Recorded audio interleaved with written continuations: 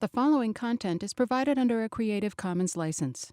Your support will help MIT OpenCourseware continue to offer high-quality educational resources for free. To make a donation or to view additional materials from hundreds of MIT courses, visit MIT OpenCourseware at ocw.mit.edu. The other item that I auctioned off, that's a good question. Well, first of all, before I tell you that, you'll note that I put those two packages up here in the front of the room for this first section. One was bigger than the other, and you guys got the smaller one, right? And you obviously know what that was. The bigger one turns out to have been a book. In fact, it's a book that I recently published on hedge funds. Now, it turns out that the bidding of that second item went for $60. The bidding of the item that I sold to this section went for $45. And the fact that it's a smaller package, I think, makes some sense of why it went for a smaller amount. That shows you the power of information or lack of information in terms of determining values. Yeah, question?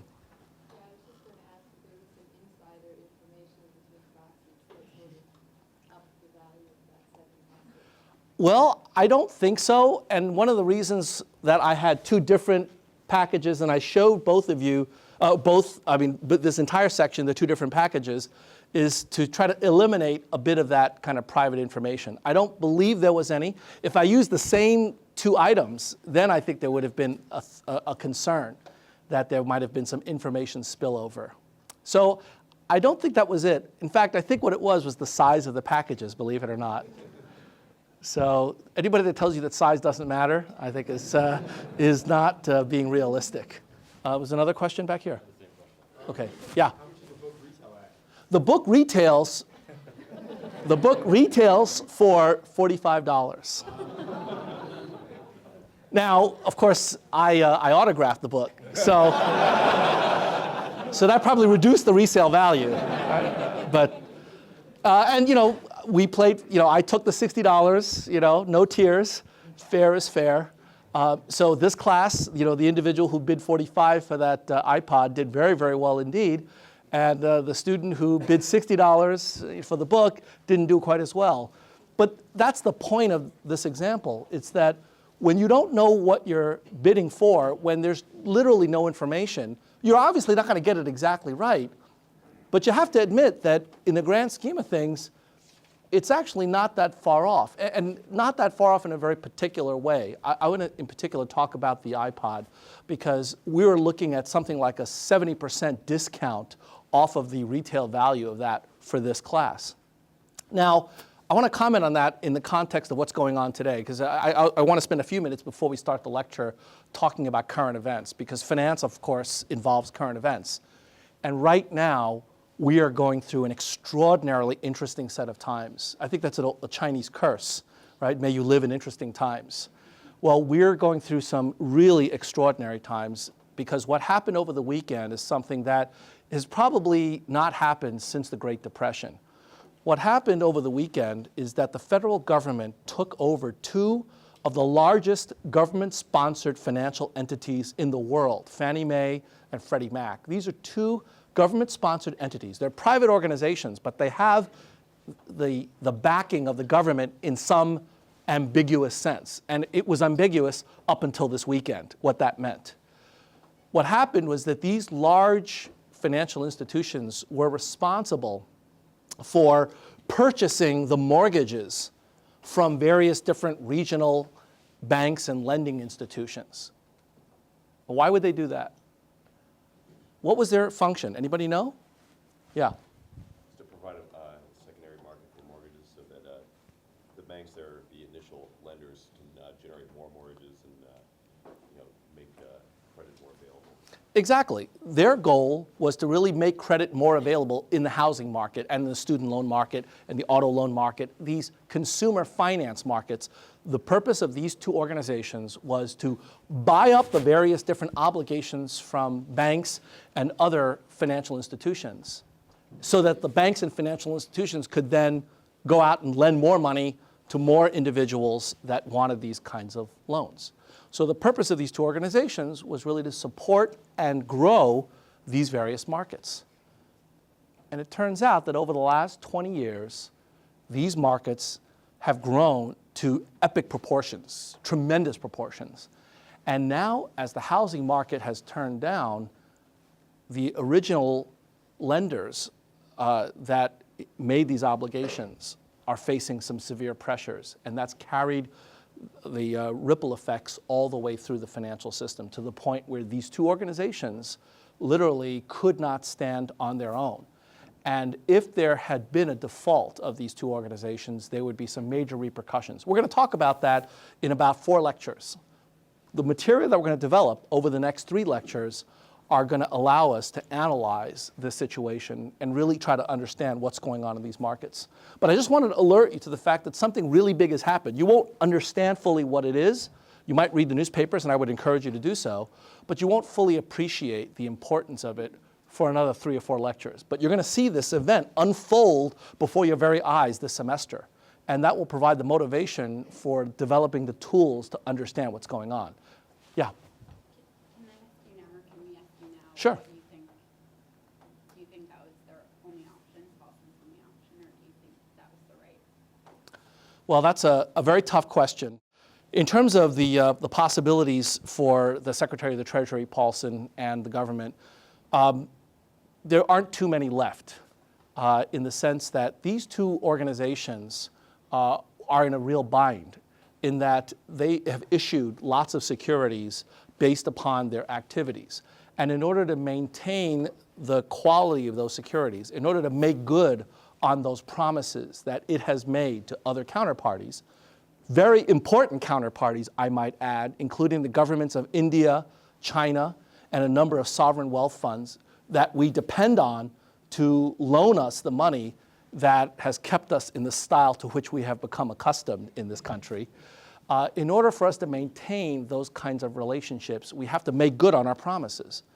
And it's getting harder and harder for these two organizations to do so because while they've got all of these promises that they've made, the money that's supposed to be coming in order to allow them to make good on these promises is dwindling. And as they've tried to raise more money in the open market, it's become harder and harder because people realize that they're in trouble and it's very difficult for them to raise that money. In fact, this is related exactly to the point about the iPod auction that we engaged in last time.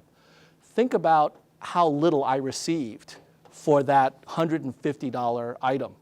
I received basically 30 cents on the dollar. And why? It's because none of you knew what was in that package.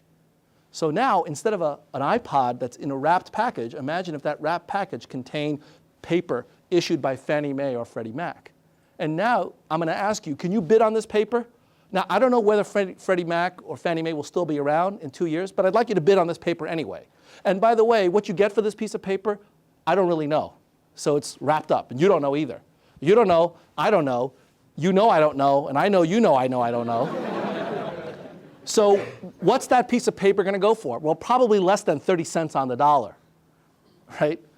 So what we saw happen in this classroom last time is exactly what's happened in spades to these two large organizations.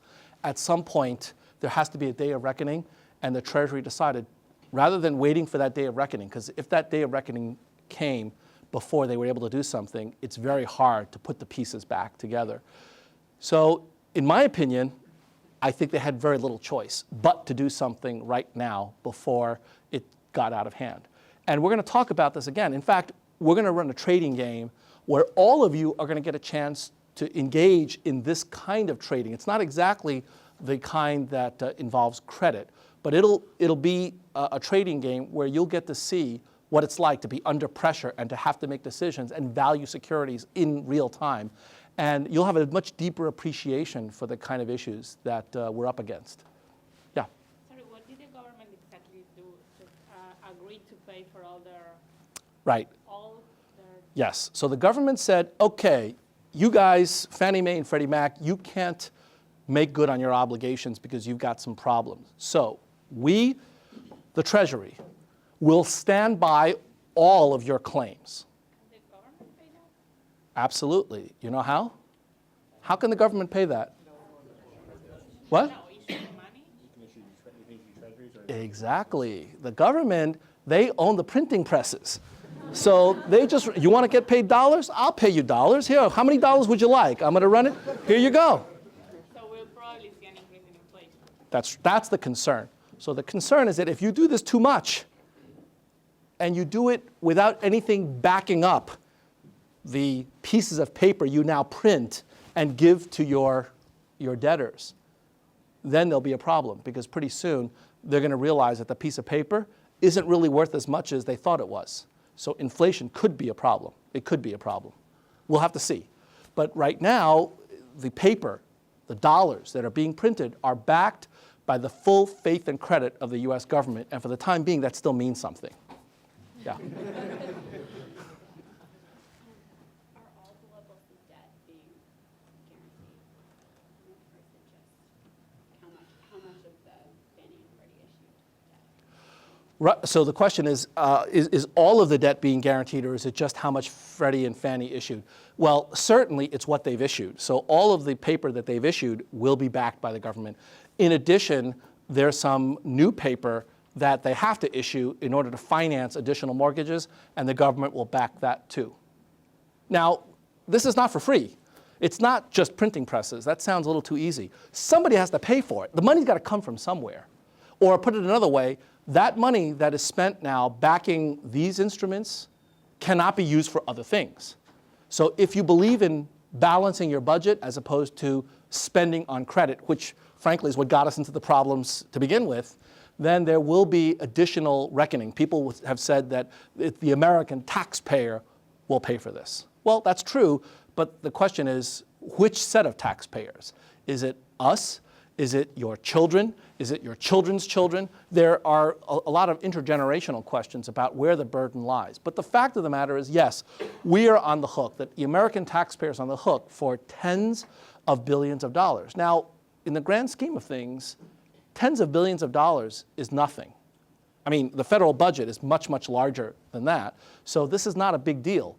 The concern is if this spreads and ends up costing us more because of ripple effects and knock-on effects that we don't yet know about, that could be a problem. And that, frankly, is one of the reasons why the Fed and the Treasury decided to step in now to try to contain this problem. How good they will be at doing that, we don't know. Read the newspapers over the next few weeks and let's see.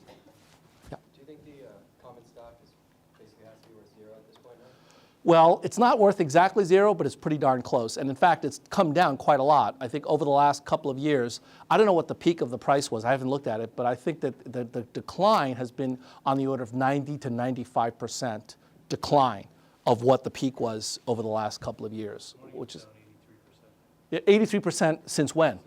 Yeah, that was just a day ago. But I'm talking about since the peak, I think it's come down dramatically. So effectively, the value of the shareholders' equity is pretty close to zero. But that's what happens in a bankruptcy. And by the way, we're going to talk about bankruptcy too.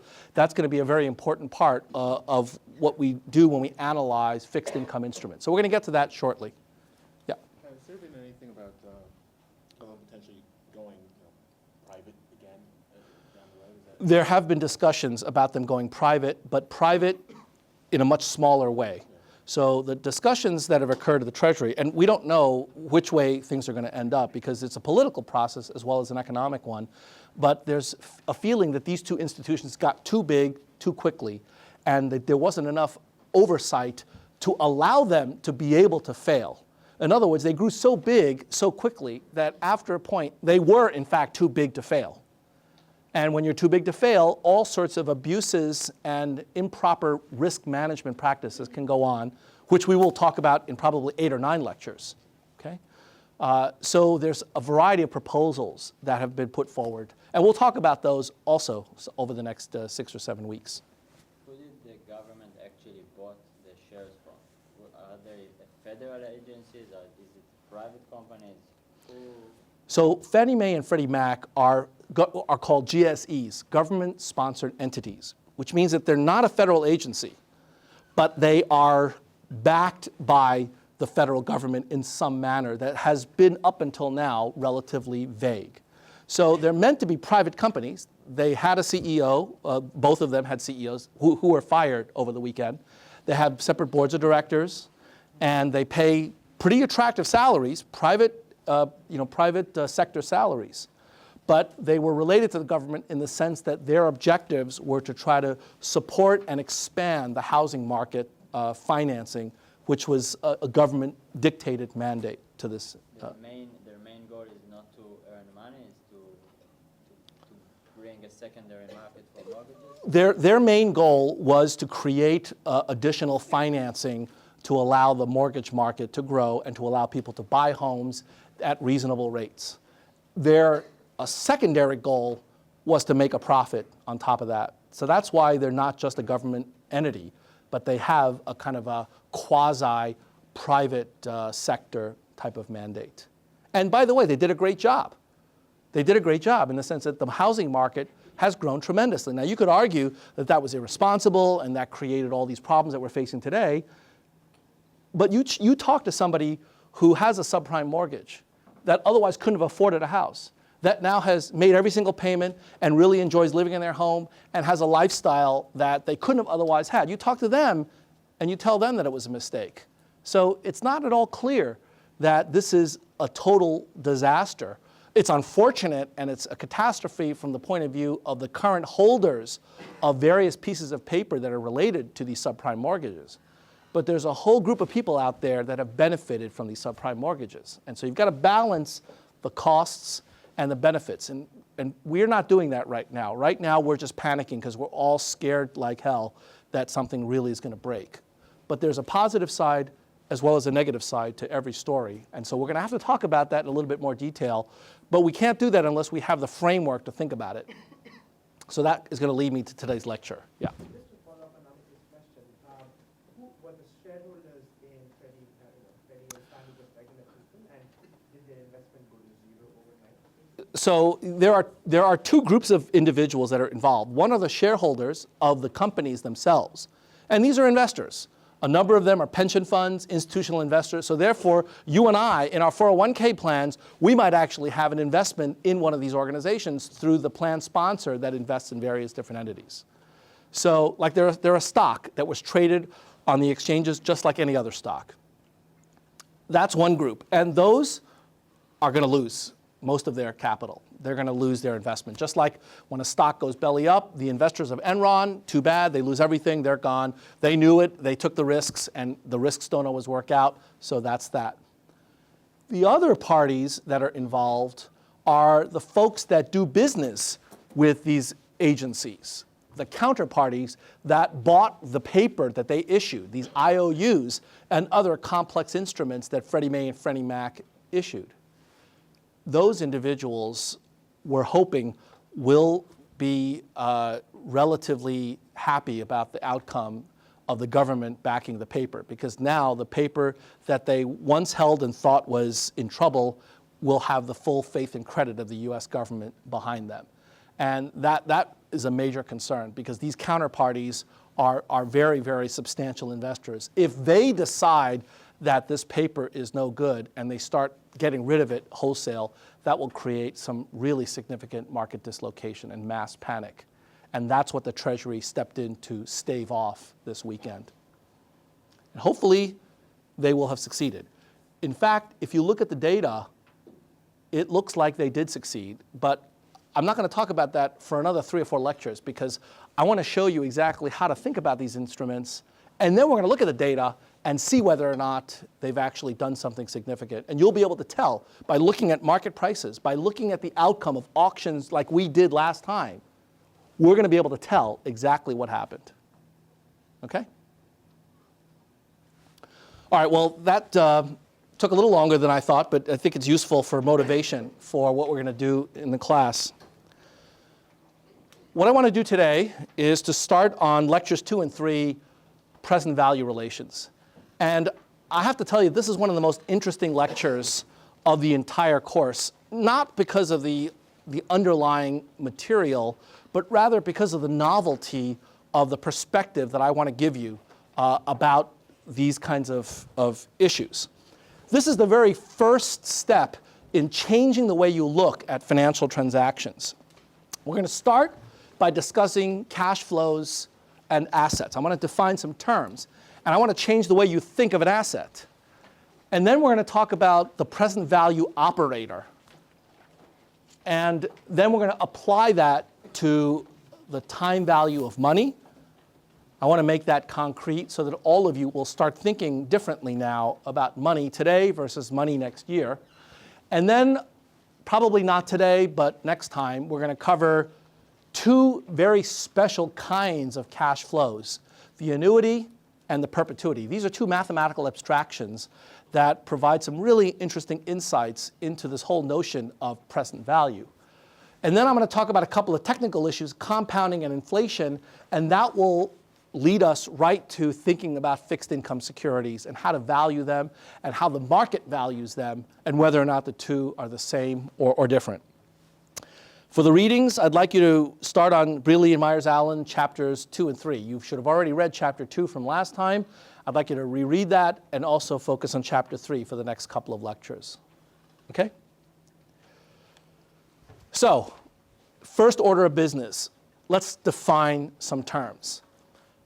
I think you all know what a cash flow is, right? It's just money that's coming to you or going away from you, a flow of cash. And you all know what cash is, I presume. The next question I want to take on is, what is an asset? You know, we talk about valuing assets, but we have to start first by agreeing on a definition for what an asset is. And I've just put some examples up here of what assets are. Business entity is an asset. If you guys decide to do a startup, that startup has value. It's an asset. Property, plant and equipment, patents, R&D, stocks, bonds, options, and even something as difficult to value as knowledge and reputation are assets. Does anybody know of an example of a really valuable asset that is not physical at all? You can't touch it or feel it. Yeah. The algorithms that Google is using, that's right. Now, how do you know that those are assets? They generate revenue, right? And has anybody turned them into anything concrete, like any type of legal structure to make them assets? A patent, exactly. A patent, and Google has many patents, those have value. Not only are they considered assets, but you can actually trade them. You can buy a patent, sell a patent, license a patent. Yeah? Are they patents or are they trade secrets? Well, they're both. So Google has patents, but there are also a number of trade secrets that it uses to protect its intellectual property. What's a distinction? Yeah? No, it doesn't have any patents. No. What does that mean? What is a trade secret? It's a secret. Thank you. Well, I'm not sure it's a patent without any kind of legal standing. In fact, it's sort of an anti-patent, isn't it? It's not a patent, it's a secret specifically. Like Coke, for example, the formula for Coke is a trade secret. It is not patented. When you apply for a patent, you have to disclose fully what your patent covers, and that means that at the end of the patent's life coverage, at the end of the life coverage, you're out. And so I could go and, I mean, if Coke would have applied for a patent, however many years ago, it would have expired, I could be making Coke right now. But a trade secret is secret forever, as long as you take steps to keep it secret. Right. So they are taking the risk of the secret. Exactly. Coke is taking a big risk in that it has not filed for a patent, and frankly, if it did, it would have expired long ago. Now, what exactly is a patent? What's the motivation for a patent? A patent is a legal agreement that says that if you tell me everything there is to know about how to construct the item or algorithm that you want to patent, if you're willing to disclose that to me and the whole world, and I acknowledge that it is new and useful, then I will grant you the ability to be the sole user of that algorithm, product, or business process for a finite period of time, say 17 years.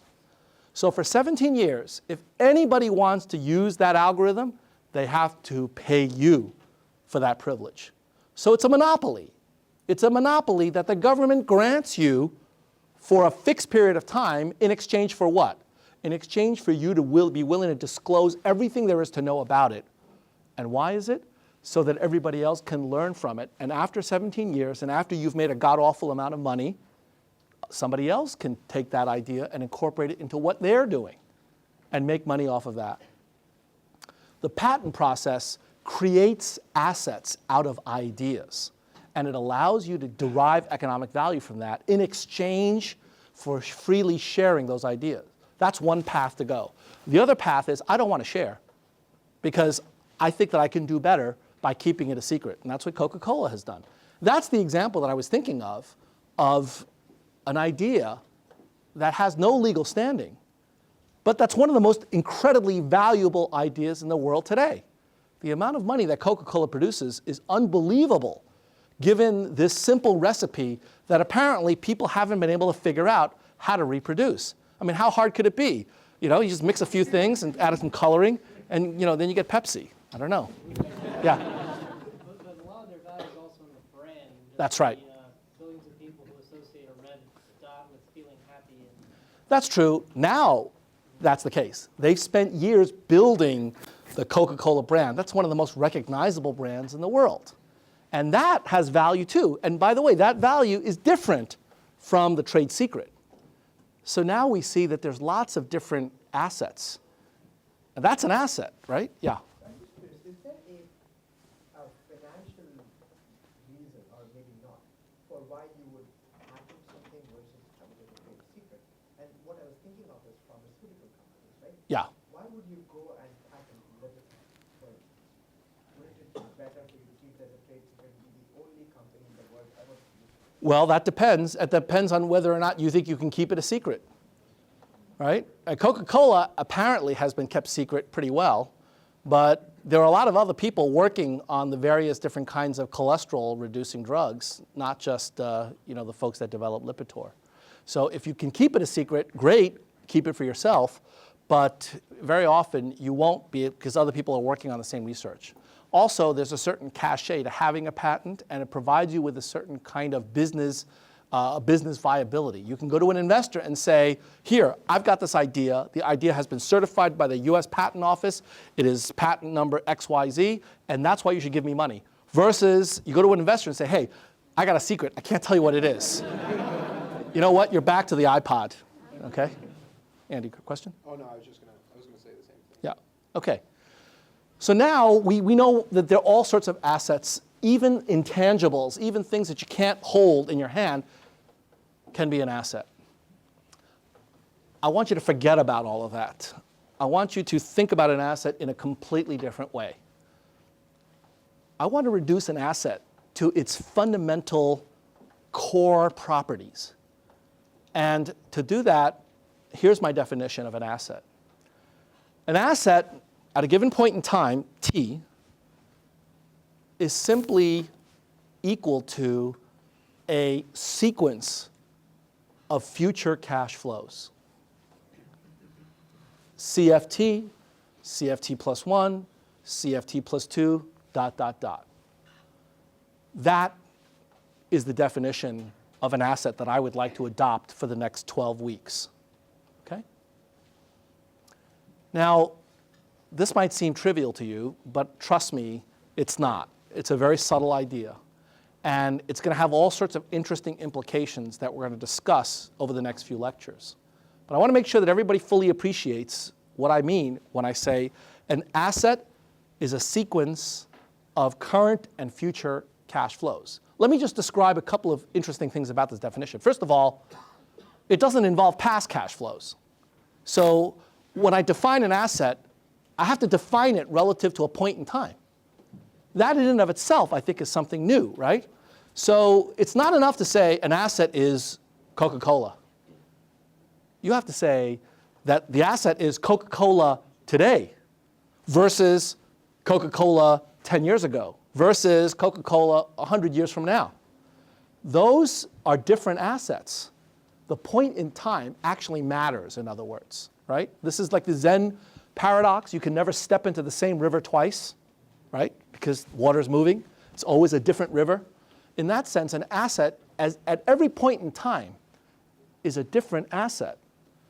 And that's not that surprising, because if you believe from my definition that an asset is equivalent to its current and future cash flows, then those cash flows are very different depending on where you stand. So for example, the stock of Fannie Mae and Freddie Mac as an asset was very different 5 years ago than it is today. They're both assets. They're both cash flows. But the cash flows are very different depending on what point in time you're talking about. So when I think about a cash flow, I'm thinking about a particular sequence that occurs given market conditions. And an asset is comprised of those cash flows. They are one and the same. When you tell me that you have an asset, I immediately think of, okay, what's the sequence of cash flows? That's all I care about. From the purposes of financial analysis, that's all that matters, okay? So over the next few weeks, we're going to be building up a theory of financial analysis.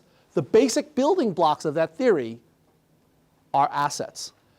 So you could think of assets as the molecules or atoms of a unified field theory of finance. And the protons and electrons, those are the cash flows, okay? Yeah. Do the cash flows have to be positive? No.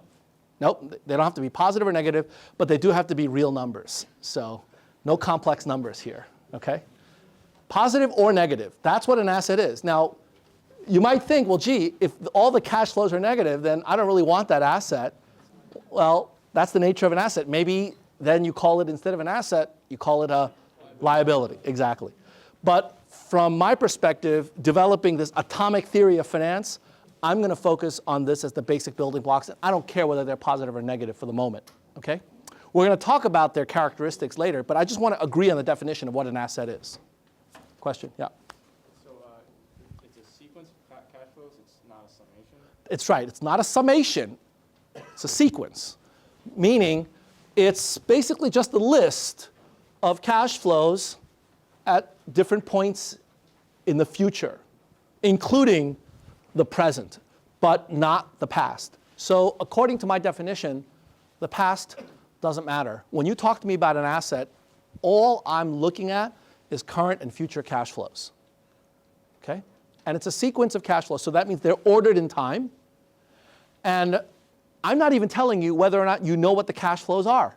So it could be that the future cash flows, I'm writing them as letters, but who knows what the letters stand for? You might not know what the future cash flows are, but you can still nevertheless acknowledge that they exist as an abstraction. Okay? That's what an asset is.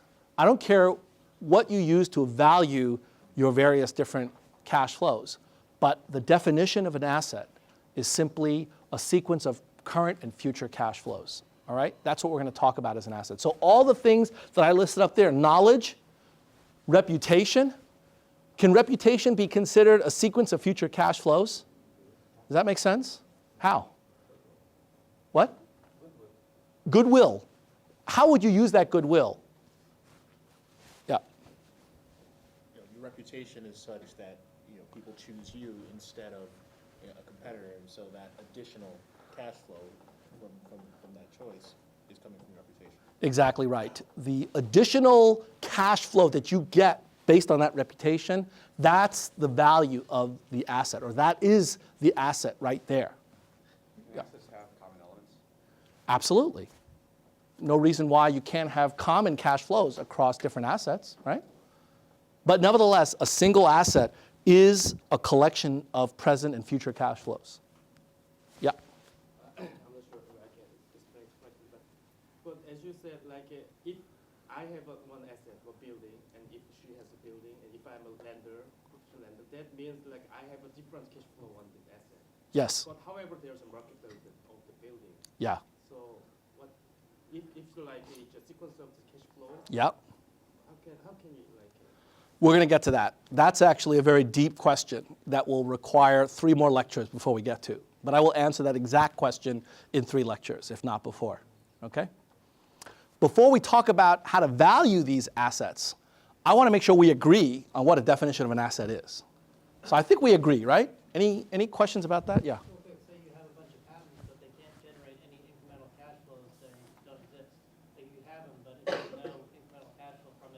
Well, not to be anal about this, but mathematically, a sequence of 0, 0, 0, 0, 0 is a bona fide cash flow, right? So the 0 asset is possible too. All right? So this is absolutely general. And you might argue at this level of generality it's useless. Well, not quite, because I think it helps us to formulate a perspective. And the perspective is when you start thinking about various different kinds of assets. I'm talking really complicated assets with all sorts of options and triggers and various contingencies. The more complicated it gets, the more important this framework is. Because no matter how intimidating the problem you are faced with, the bottom line is an asset is a sequence of cash flows. It's simple, conceptually. The hard part is figuring out what those cash flows are. But the conceptual framework is what I want you to start with, because that will clear your mind of a lot of cobwebs that really don't belong in any kind of financial analysis. So we start cash flows. Sequence of cash flows is an asset. Okay. Now that I've told you that, there's lots of examples that you can come up with. So I've given you some in the notes. Please take a look at them. Each one of these is an asset. And each one of these represents a certain sequence of cash flows. Some may be more subtle than others, but they are nevertheless cash flows. So I want you to think about that, read through these examples, and make sure you understand why they are assets. Now, valuing an asset, that's the question that Young-Hun was asking about. How do you value a sequence of cash flows? Because you and I, we might have a very different perspective on what that cash flow is worth. So for the moment, I'm not going to answer that question. Or rather, I'm going to answer it with a typical device that economists use all the time, which is I'm going to just create some notation to answer the question. And the notation I'm going to give you is V, in particular V sub t. That's a function that takes as its input a sequence of cash flows and spits out a number, which I'm going to call the value of the asset at time t. So how do you value a cash flow? Well, you use the value operator V sub t. You stick in a cash flow, and out pops a number, okay? We're going to have to spend the next 3 lectures figuring out what V is. But I can tell you one answer right away. In fact, all of you know what V is, or one definition of V. What is it? Can anybody tell me what V is? Where do you get V from? Yeah. That's right, but you're close. Where did that come from, what you pay for it? What do you mean by that? Market price. What market? What market? Yeah. Exactly, any market. This is what you were getting at. What you pay for it, any market. If there's a market, you've got your V. So V, one example of a VT is a market at time t, right? That's what we did last time. We had a value operator. Stick in a gift-wrapped box and you get out $45. That's an example of a V. What we're going to try to do, though, is to take apart that box and see how it works and whether or not it does work. Would it be any market or the markets that generate the best cash flow? Well, we don't know what best means. So for our discussion right now, any market will do, but then you can have a separate discussion as to whether or not there are better markets or worse markets, and we have to define what that means. So we're going to get to that when we start talking about how the V operators work. Yeah? Does this work for a perfect market, or would a perfect market just mean the value would be the summation of the... So we don't know what a perfect or an imperfect market is yet, and I'm going to hold off on that for quite a few more weeks. All we know is it's a market. So let me put it to you this way. In the last lecture, when I auctioned off that iPod and I only got 1/3 of the price, would you consider that a perfect market? It didn't feel that way to me. But on the other hand, it worked. I had something that I wanted to unload, and I unloaded it at a price that 2 mutually consenting adults agreed to. So, that worked. That was pretty good. But in order for us to understand whether or not it really works, we've actually got to take apart the box. We've got to open up VT. I'm not going to do that just yet. I want to first acknowledge that there exist VTs out there, and more often than not, when you let the market dictate what that VT is, you actually get some pretty interesting results. Results that will require a little bit more structure to interpret. One way to interpret the structure is to acknowledge that there's a time element to the cash flows. So when I ask you to analyze a VT or an asset, the first thing you're going to want to do is to draw this picture right here. And I'm serious about this. In order for you to understand the value of an asset, you have to know the timing of the cash flows. Time means everything in finance, okay? A cash flow today is not the same as a cash flow next year. Yeah. So are we going to divorce the accounting definition of an asset from finance? So, for instance, land, right, has to be recorded at book value at all times. Yes. In accounting. Right. So what I'm asking you to do is to think abstractly in terms of the cash flows themselves. I haven't talked about accounting practices at all. I'm going to come back to how we actually implement this, and at that point it'll be important to bring in the accounting elements. But for now, let's set them aside. Okay? So these are actual cash flows that you will receive at different points in time. And by the way, I want you to use this exact same framework for analyzing accounting practices, because financial analysis can actually be used to ask the question, are accounting conventions good or bad? Some accounting conventions are favorable, some are unfavorable, but the only way to analyze them is by using this kind of a framework first, okay? So I would argue that this will be certainly useful for looking at accounting practices, but it won't necessarily be the same. So you'll need to have to make that distinction. Okay.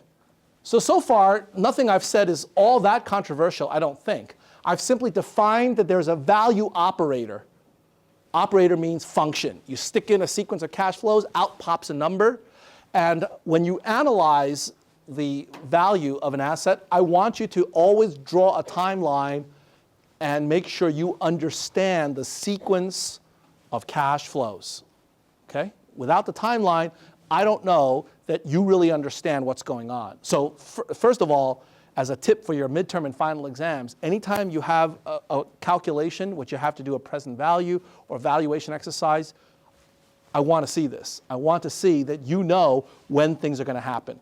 Because 9 out of 10 times when you make a mistake in valuation, it's because you lined this up incorrectly. Okay.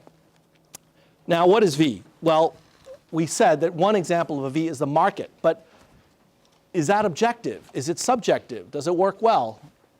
How is value determined? And what we're going to do in this lecture and the next one is to take apart this function V in the case of no uncertainty. So remember I told you the two important factors in financial analysis that makes finance interesting and exciting is time and uncertainty. Right. And we've seen both of those things happen this weekend. A lot of time has passed in resolving the uncertainty with regard to Fannie Mae and Freddie Mac. What I'd like to do is to abstract from the uncertainty part.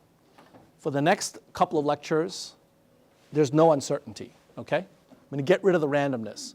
And I'm only going to focus on figuring out the value operator, this V sub t function, for cases where we have cash flows at different points in time, but where the cash flows are known for sure.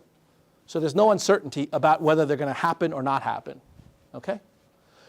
After we do that, after we do the no uncertainty case for which we have a complete solution, I will then come back and introduce uncertainty in a somewhat more natural way.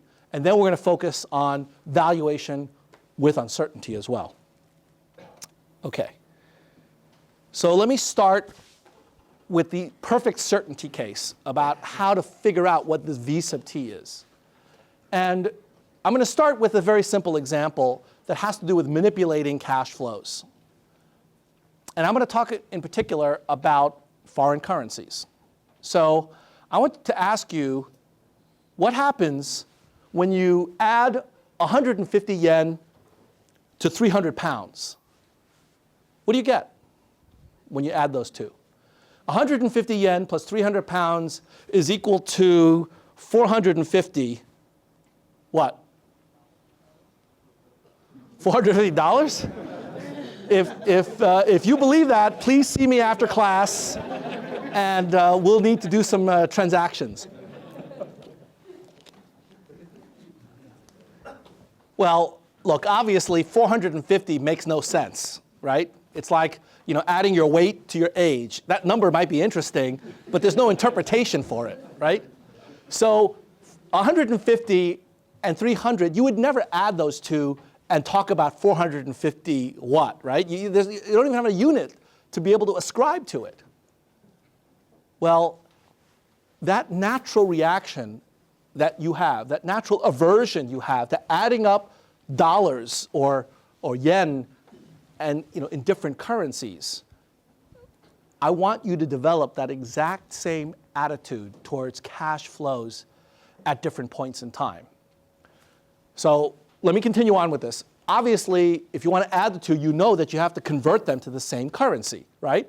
So 300 pounds converts to a certain number of yen, and so when you add that up, you get 46,050 yen. Or if you want to convert it to pounds, it converts to 300.98 pounds sterling, right? Those numbers make sense. The reason they make sense is because they're in the same units. So apples to apples is the familiar adage that we use, right?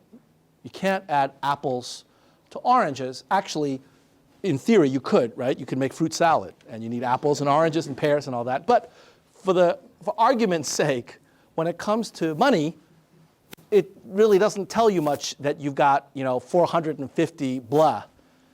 You need to have a set of units. Well, it turns out that this actual analysis requires that we pick a base currency. We pick what's called a numeraire. A numeraire is a unit of account or a standard by which we measure everything. Okay?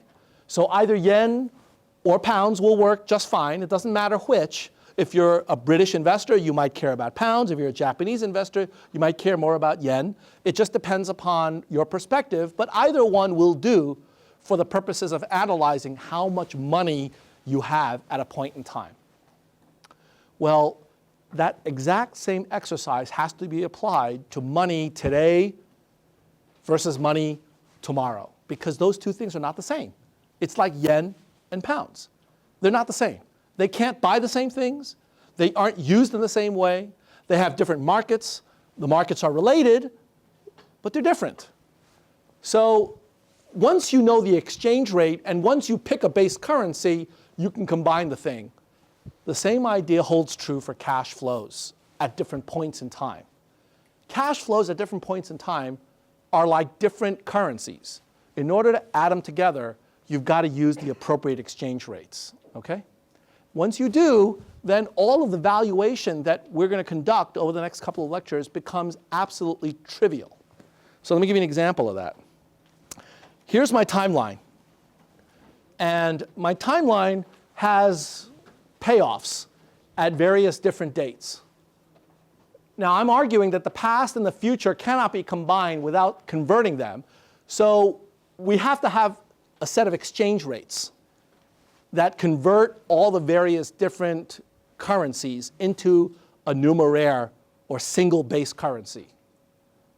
And for the sake of argument, I'm going to just pick times 0 dollars today as my base currency. So in other words, I want to convert every cash flow into the single currency that is today's dollars. Okay? So in particular, over the course of T days, days 1 through T, how many different currencies do I have apart from my base currency of times 0 money? Yeah, I've got T different currencies, T dates. Every single date, it's a different currency. And I need to convert them in order to add them up. Okay? So I'm going to argue that the cash flow, the sequence of cash flows, CF1, CF2, ... If I want to figure out what it's worth in a single currency, date zero currency, I've got to multiply the cash flows by the appropriate exchange rate. What's the exchange rate? The exchange rate is how many dollars at date 1 per dollar at date 0. How many dollars at date 2 per date $0. How many dollars at date 3 per date $0, and so on. I'll have T exchange rates for the T different kinds of currencies that I have. Each currency is dollars denominated as of a particular date. Any questions about that? Pretty straightforward? You think it's straightforward, but you're going to have to think about it for a little while and do some problems to really make sure you appreciate this perspective. All right? Now, we're ready to talk about what this value operator is.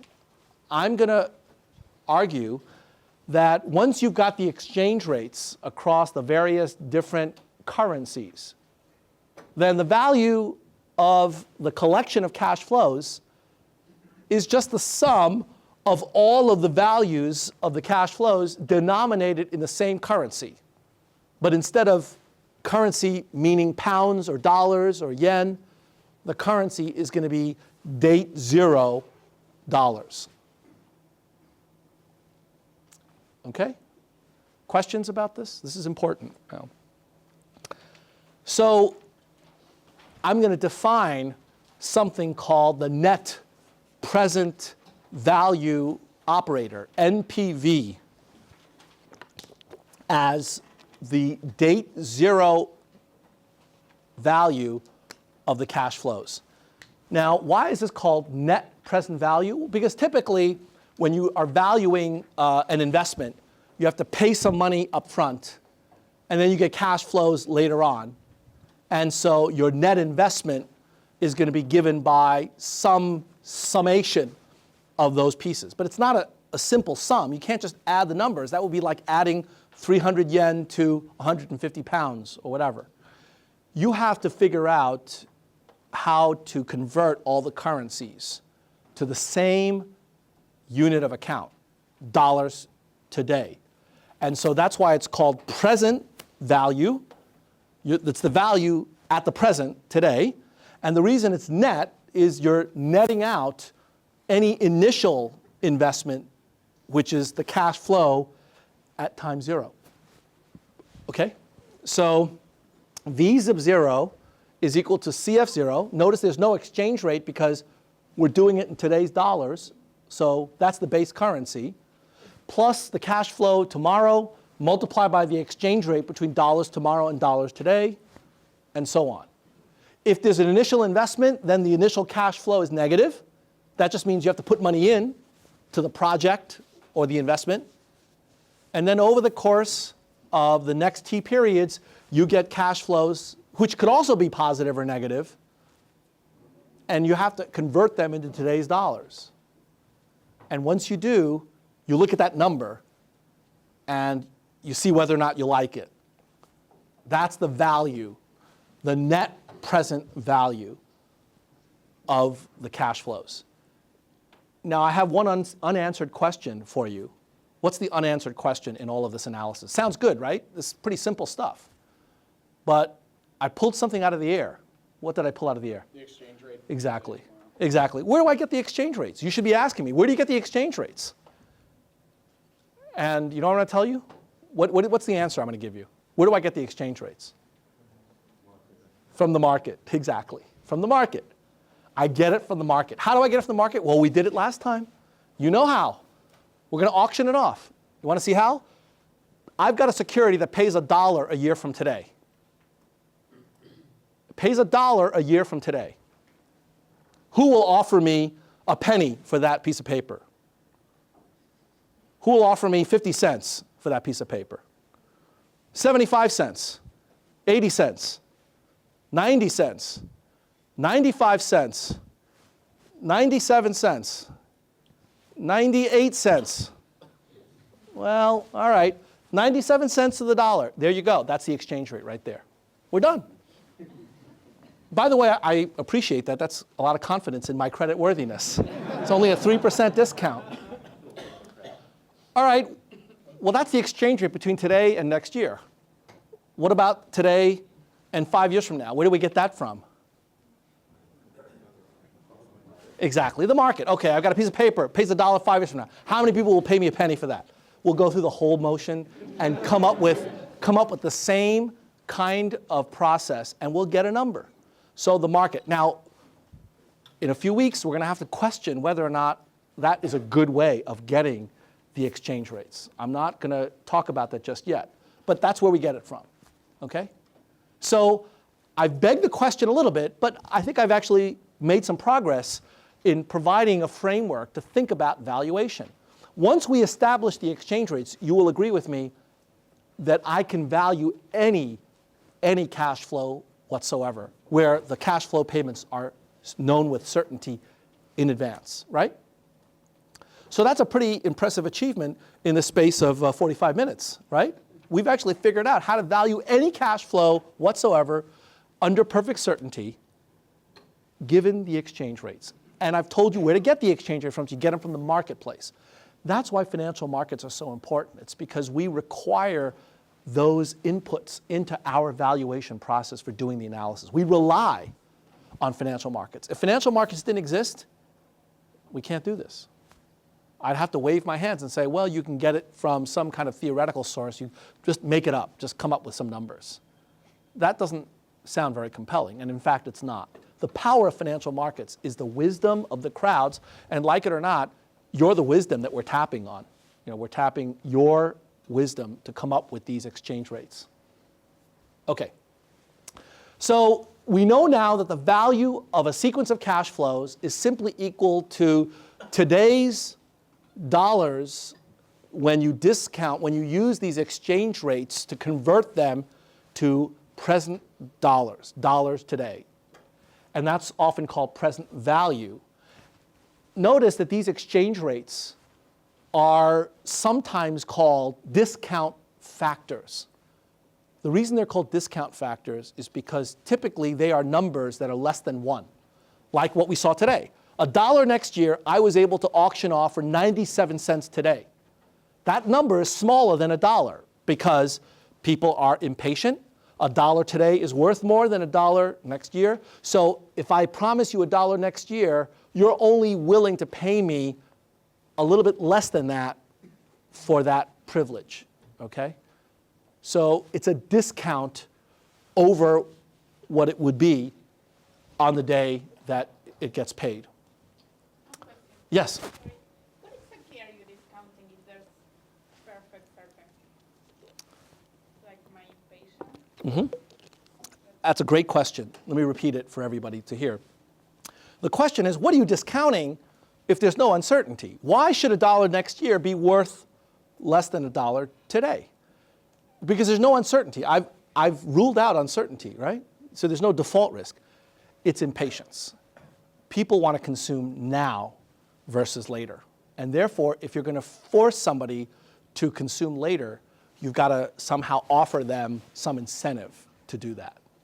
So in order for me to have you give me $1 so that I can take the $1 now, and I'll pay you back a year from now so that you can't consume that $1 today. You have to wait a year to consume that $1. In order for me to do that, I actually have to make it interesting for you, which means you give me 97 cents now, and I give you back $1 next year. I pay you extra for that time that you have to wait. Yeah? Could you also make an argument that I could take my $1 now and give it to somebody who needs to use it now and charge him for the cumulative usage of my $1 now? So Absolutely. Absolutely. We haven't talked about the mechanism for determining what that exchange rate is, and I'm going to come to that. But before we even talk about that, I want to acknowledge that it exists, and it's real, and we can figure out what it is just from a simple auction, a market, and we can use it. Okay? But I'm going to get to exactly what it means and how we arrive at those exchange rates. That's going to be a very important part of this. For inflation, we know that because of inflation, $1 today is also worth less than $1 next year, for example. That's right. I'm going to get to that at the end of this lecture. That's another reason why there might be some kind of discounting. It's not just the time preference. That's part of the answer. That's right. Exactly. Yep. So we're going to come back to that as well. Is there such thing as a deflationary environment? Deflation can occur. Negative real interest rate? Negative real interest rates can occur during certain unusual periods of economic development. So that's a possibility. It's not a possibility that we've seen in the United States in recent years, but other countries have experienced that. And when that happens, there's some really serious repercussions. So we're going to come to that. In fact, in 2004, the US government early on in that year was very concerned about the possibility of deflation. And it was only towards the end of 2005 that inflation became more of a concern. So we're going to come to that as well. Would you separate the concept of inflation from the time value of money? Would you call those two different fundamental concepts? Yes, I would. And let's hold off on inflation for now because I don't want people to get confused by it. It's something I'm going to bring in at the very end. All right, so I will come to that. That is a topic for lectures 2 and 3. Okay, so we now know how to value cash flows, at least using this very simple framework with exchange rates. And here's an example, just a very, very simple one, where I've got the two discount rates or exchange rates for next year and the year after. It's 90 cents to the dollar and 80 cents to the dollar. Notice that the farther you go into the future, the more of a discount these exchange rates require. That's also human nature having to do with impatience and possibly inflation and other kinds of phenomenon. But and again, I'm not going to tell you how we got those numbers. I got them from the marketplace, okay? Now, what's the net present value of a project requiring a current investment of $10 million with cash flows of $5 million in year 1 and 7 in year 2? That's trivial, right? Here you go. Minus 10 million today, 5 million next year, but next year's dollars is not the same as today's dollars, so you got to convert it to the right currency. So that's 90 cents to the dollar multiplied by 5, and then 80 cents to the dollar multiplied by 7. When you add it up, you get 100,000 of today's dollars. That's what this investment is worth. So the first question is, should you take this investment? Is it a good project? Well, let me ask you, do you want $100,000? Yeah, if you don't, again, see me afterwards. I will help you with this problem. Remember the first day I told you that once you figure out valuation, management is trivial? Well, I wasn't just kidding. This is an example. What we've been able to do is to take a problem. What's the net present value of a project requiring this sequence of cash flows? We've been able to take that problem, that management problem, should you do this or not? We've been able to reduce that to a simple question. Do you want $100,000? I think the answer is yes. So that's the management part, okay? Let's do this. Done. The valuation part is the hard part. The management part, the decision is easy once you have the right numbers in front of you. Second question, suppose a buyer wishes to purchase this project but pay for it 2 years from now. How much should you ask for this project? Now, the first thing you need to do is what? Well, that's the second thing. The first thing you need to do, draw a timeline, okay? Draw a timeline so you know exactly what's going on. 2 years from now, is that next year? Or is that 2 years from today?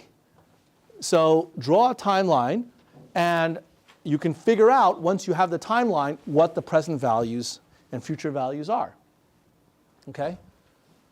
So when you work out the numbers, you can actually make a decision and figure out exactly what you ought to charge for that. Okay. That's it for the time value of money, but I want to summarize by telling you what we've learned so far. We've learned that we can value cash flows, assets, which are sequences of cash flows. And the way we value that is by making some implicit assumptions. The assumptions are, we know the cash flows in advance, so there's no uncertainty about what the cash flows are. Second, we know the exchange rates. And if you don't know them, go get them. Where do you get them? You get them from the marketplace, okay? And finally, there are no frictions in the currency conversions. One thing you didn't ask me about is that typically when you go abroad and you have to convert your currencies, what do you have to do? You have to find somebody that converts it for you, and typically they will charge you a fee for that conversion, right? I've been talking as if the conversions happen without any kind of frictions. That's an assumption that can be tested. So we're going to talk about frictions later in the course. But for now, we're going to assume that there are no frictions, okay? Now, of course, these are all hypotheticals. They're all approximations to a much more complex reality. But once we understand how the model works with these simplifying assumptions, we can then go back and say, okay, let's make the assumptions more realistic, and let's see how that affects the implications. So I'm going to first do the plain vanilla version of this, and then after we fully understand it, I'm going to come back and make this more complex, okay? So until lecture 12, that's a long ways away, but until lecture 12, I'm going to assume that these assumptions hold. And after lecture 12, I'm going to go back and systematically question and expand and revise each one of these. So when I told you during the first day of class that you can't handle the truth, this is what I mean.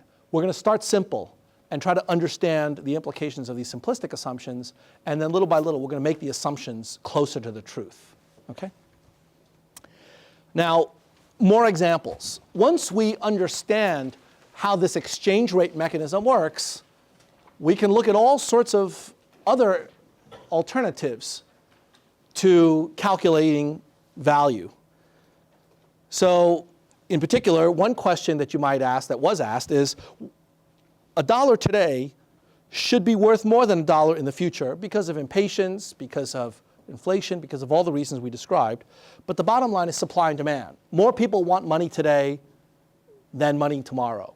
And so supply and demand, bottom line, dictates that there is this difference between the two. So we can actually figure out what that difference is by looking at the exchange rates. So in particular, $1 in year 0, if you hold it for a year, it'll turn into $1 times something, the reverse of the exchange rate of $1 in year 1 brought back to year 0. But I'm going to write it in this format, 1 plus something. Because remember, when we're going the other way, when we have $1 in year 1 and we want to figure out what is it worth in today's dollars, that's a discount, right? It's a number less than 1. So if you want to go the opposite direction, if I have $1 today and I want to know how much is that dollar worth a year from now, it should be greater than 1. In fact, it should be the reciprocal of the exchange rate going the other way, right? Instead of looking at pounds, you look at yen. And so it's the opposite of the same exchange rate. But the way I'm going to write it is 1 plus r, because it'll be greater than 1 typically. So r will be a number typically greater than 0. What about for 2 years? I'm going to simply write it as 1 plus r quantity squared.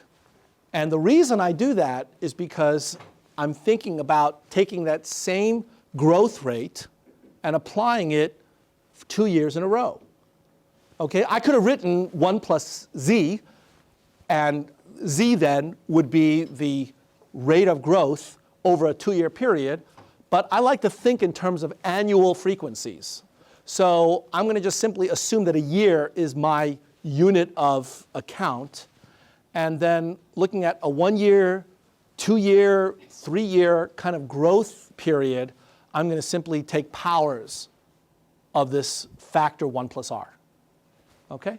So $1 in year 0 is going to be worth $1 times 1 plus r to the tth power in year t.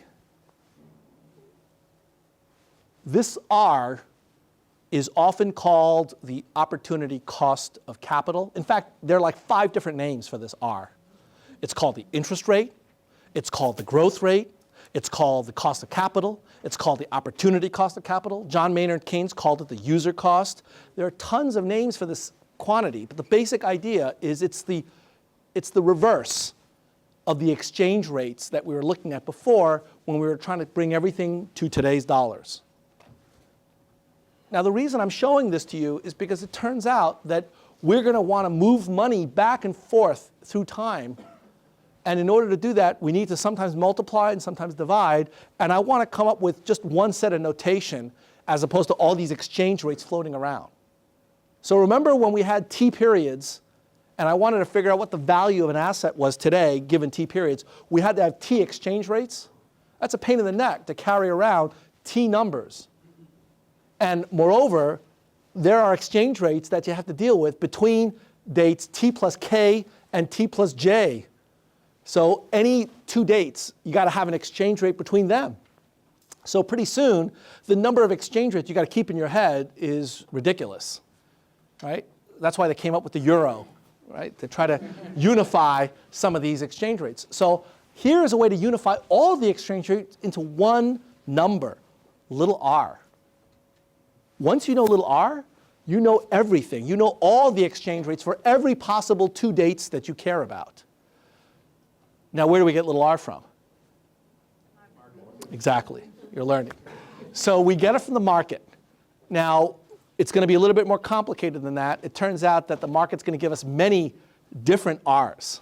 So we're not going to get to that yet. So for now, let's just assume that the market gives us one r, this r. Once you have this one number, r, it will allow you to do all of these calculations back and forth. You can move money back and forth through time because you will know what the exchange rate is between any 2 points in your cash flow sequence. Okay. Now that we have the r, let's go back and figure out what the exchange rates are. What we were talking about in terms of bringing stuff back to date 0. Okay? And it turns out that there's a really simple form. It turns out that $1 in year 1, if you paid me $1 in year 1, and I wanted to figure out what it was worth today, given this r number that I used, it's actually just equal to $1 divided by 1 plus r. So what's the exchange rate? What's that? That's not the exchange rate. What's the exchange rate that allows us to take $1 next year and bring it to $1 today? It's 1 over 1 plus r. 1 over 1 plus r. Remember, r is a number greater than 0. So 1 over 1 plus r is a number less than 1, like 97 cents to the dollar. So the exchange rate between next year's dollar and today's dollar is 1 over 1 plus r. What about the exchange rate between $1 2 years from now and today? What is that? 1 over 1 plus r squared. That's right. And so on. So the exchange rates or discount factors are simply related to the little r's in this manner. Okay? That's the mechanics and mathematics of present value. Now, this might seem intuitive, and when I say it, you might understand it, or you might think you do. Please go back between today and Wednesday, go over this, and test yourself. You know, try to figure out for a given r, if you have $100 today, and r is 7%, what is $100 worth 3 years from now? Or if you have $180 3 years from now, and you want to figure out what it's going to be worth not 3 years from now, but a year from now, and the r is 8%, what is it equal to? Test yourself by coming up with little examples to challenge your own understanding of this concept, because it's going to be critical. We have to get this right because everything that we build from here on in is going to rest on the foundations of these calculations. Okay. Now, with these r's, I'm going to leave you with this one last concept, which is that the value of the cash flows that we've been talking about at time 0 is simply equal to the cash flows multiplied by the exchange rates. And now with this definition of little r, this opportunity cost of capital, this interest rate, this discount rate, we then have an expression for what this value operator ought to be. Right? Using this expression, any cash flow in the world can be valued. under perfect certainty and under the assumptions that we described. Any cash flow can be valued, therefore any asset can be valued. So what we've done in the space of a lecture is to create a valuation operator that works for virtually anything under the sun in certain simplified circumstances. That's a major achievement. You can congratulate yourself that we've reached this level. But we're going to have to do some more work to think about how to use this. So we're not done yet. We have some additional analysis to do, but this is a wonderful starting point. Next time, we're going to focus on how to take this and apply it to two very, very special cash flows, an annuity and a perpetuity. And you know what this is going to do?